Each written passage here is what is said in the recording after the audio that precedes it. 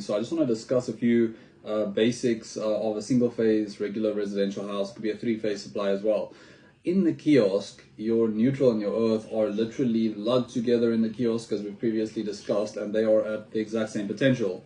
So when you're feeding any installation, your neutral and your ground for all T's and C's are exactly the same potential. They are just separated from the kiosk.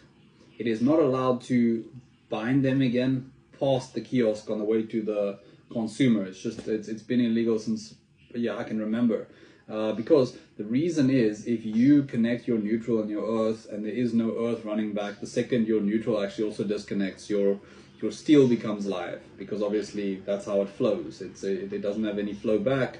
It'll flow back to the ground and to your earth components. Your steel will become live, and it's one of those things. So that's why it's illegal. That's one of the reasons why it's illegal.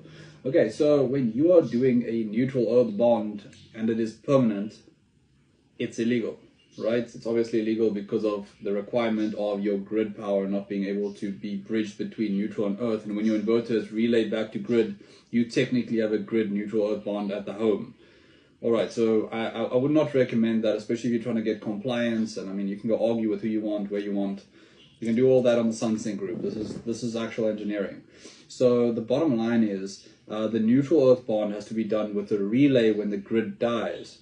The relay has to be sized to the maximum amps of your synthetic short circuit that your inverter can give. So you go read the 5 kilowatt can technically short maybe 7 kilowatts. So I mean, you got to go and put on a 30 amp contactor there, say.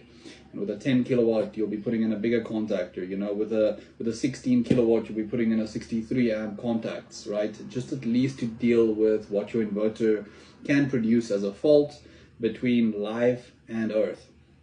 All right, so this is just the basics of sizing it. So I'm just going to show you guys a diagram after this as well.